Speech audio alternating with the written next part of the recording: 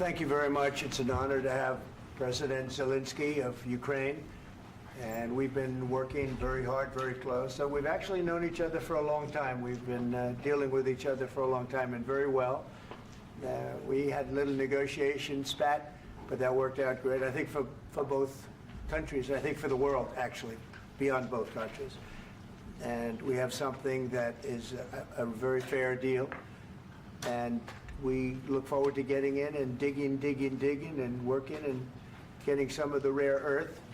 But it means we're going to be inside, and it's a big commitment from the United States, and we appreciate working with you very much.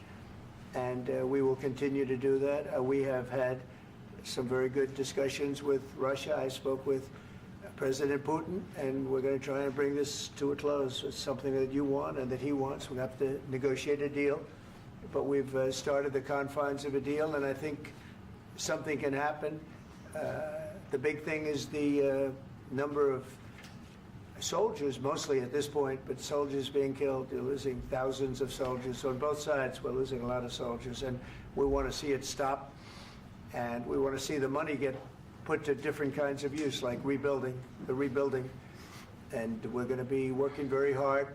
But we've had a lot of very good conversations. I will say until we came along, the Biden administration didn't speak to Russia whatsoever. They didn't speak to anybody. They just allowed this to continue. And I will say that, I'll say in front of you, you've heard me say it 1,000 times, if I were president, this war would have never happened. We would have had a deal negotiated for you without having to go through what you've gone through. But your soldiers have been unbelievably brave. We've given them great equipment, but somebody has to use the equipment. They've been unbelievably brave, and we give them great credit. This was supposed to be over very quickly, and here we are 3 years later. So I give tremendous credit to your generals and your soldiers and yourself, in the sense that it's been very hard fighting, very tough fighting. They're great fighters. And you have to be very proud of them from that standpoint. But now we want to get it over with. It's enough, right? We want to get it over with. So it's an honor to have you here. Thank you very much for coming. We're going to sign the agreement at the conference in the East Room in a little while, right after lunch. And we'll be having lunch together. We're also discussing some other things.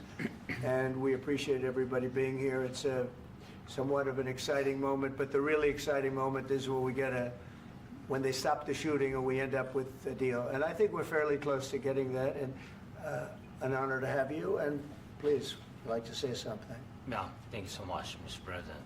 Thank you for invitation. And really, I hope that this first document, will be first step to real security guarantees for Ukraine, our people, our children. I really count on it. And of course, we count that America will not stop support. Really, for us, it's very important to support and to continue it. I want to discuss it with details further during our conversation, and of course, the infrastructure or security guarantees. Because for today, I understand what Europe is ready to do. And of course, I want to discuss with you what the United States will be ready to do. And I really count on your strong position to stop Putin. And you said that enough with the war. I think that is very important, Ben, to say these words to Putin at the very beginning of war, because he is a killer and terrorist. But I hope that together we can stop him.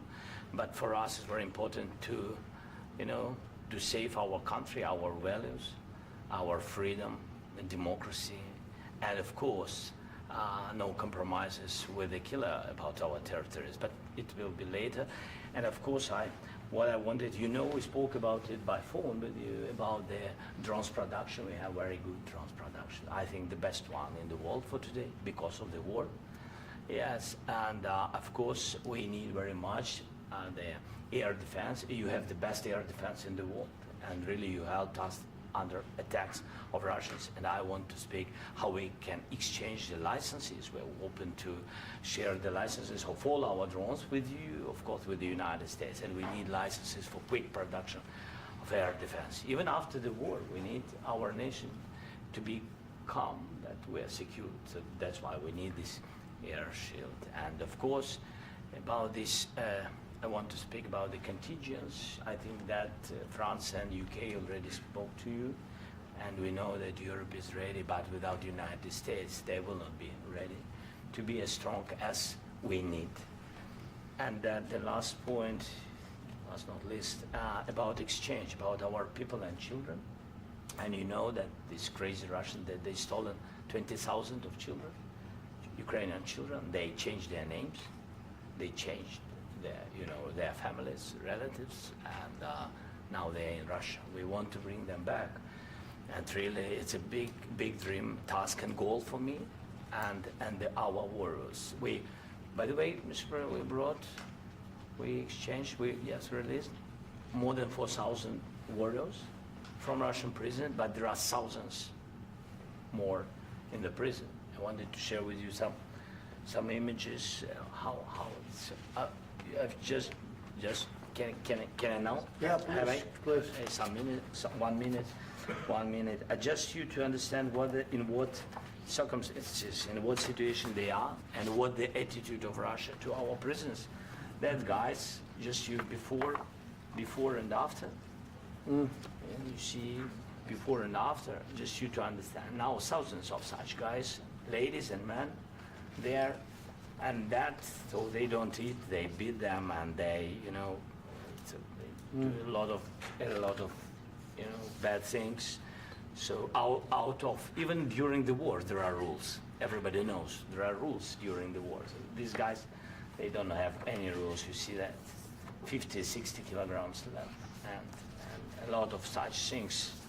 And I didn't want to show you what the changes with images of children, because I will just share with you. And I mean, it's looking tragic. Yep, that's tough stuff. Yeah, I wanted very much to give you, and you see. Yeah. This is pastor, by the way. They stolen pastors because it's not Russian church. They stolen pastors and moved pastors to the prison. At the end of last year, we brought 3 pastors, and we could exchange them. And this is pastor, you see.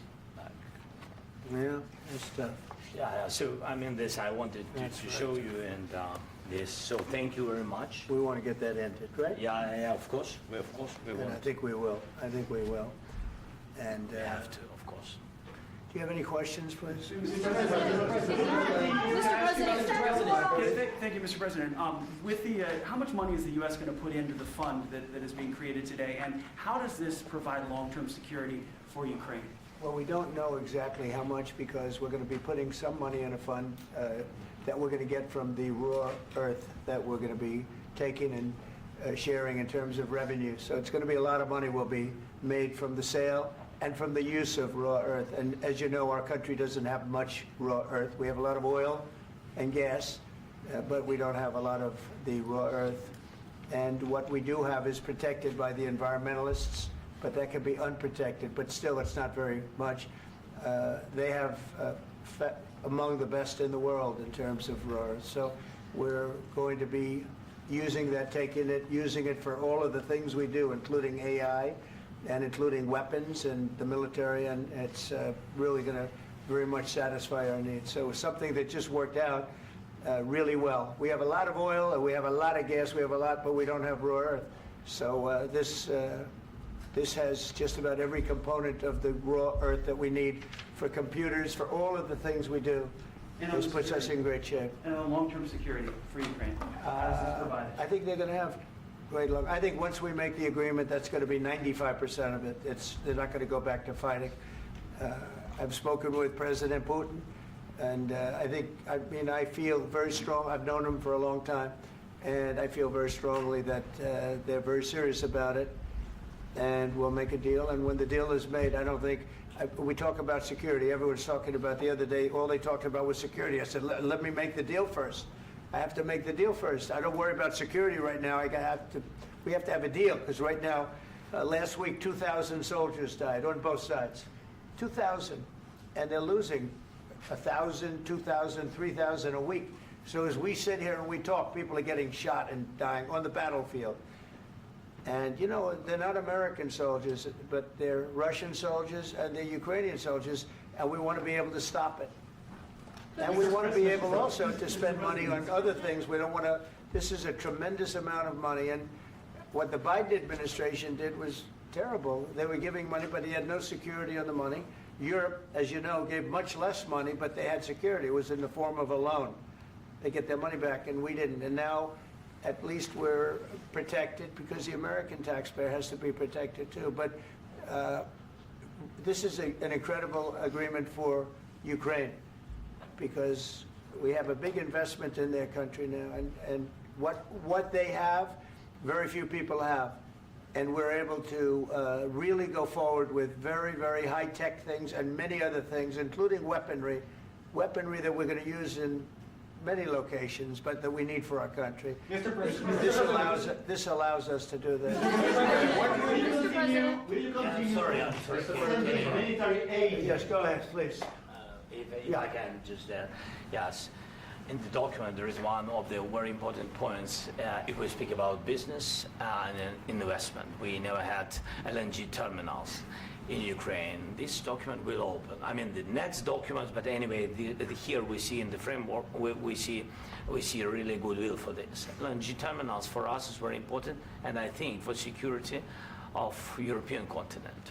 We have the biggest storage, gas storage. We have the biggest in Europe. Yes, and we can use it. Use it for LNG. Use it for LNG, and we will do it. And really, we can help Europe because Europe really helped. President Trump said that they made less support, but they are our friends and they are our very supportive partners. They really gave a lot, Mr. President. They did. They gave a lot, but they gave much less. No. Much less. No. No. Don't argue with me.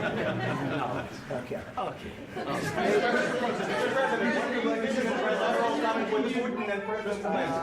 Yeah, please. Mr. President Trump, you have repeatedly called the deal with Ukraine as a historical one. And as a President of the United States, you make historical decisions in other issues which affect America and other world. So what place in the world history do you want to take?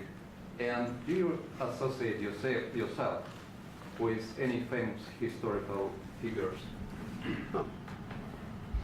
Yeah, I'd say George Washington, Abraham Lincoln. I would say I'm far superior to George Washington and Abraham Lincoln. Now, you know I'm only kidding, right? Because when I say that, the fake news is going to go wild. They're going to say he considers himself to be better than Washington. But you never know. You never know. I don't compare myself to anybody. I'm here to do a job. We've had a great 35 days or whatever it might be, a month, a little more than a month. We've accomplished tremendous amounts. Not only this would be a very great achievement if we could get the war stopped and get them back to normalization. I think that's going to happen. We've had very good talks on both sides, as you know. But I think we've done a very good job, just generally. If you look at all of the things we've done in 30 days, they're saying there's never been a opening for a president. The first month, there's never been a first month like we've had. And this is one of the very important things. This, to me, is one of the most important things because we have tremendous death taking place as we speak, and I don't want to have that. You know, think of the parents, whether they're in Russia or Ukraine, think of the parents of all these people being killed needlessly. They came to our territory. Should have never started. This would have, if I were president, this would have never started. Mr. President, where has out your confession? Mr. President, will you continue sending military aid to Ukraine after the U.S. signs this agreement with Ukraine? Yeah, we're And the going to be question continuing. to President Zelensky, do you feel like the U.S. is on your side, that President Trump is on your side at this moment? Right. What do you think? He wants to know, do you think that, sort of a stupid question. I guess we wouldn't be here if I wasn't. I think that the United States on our side from the very beginning of occupation, and I think that President Trump on our side, and of course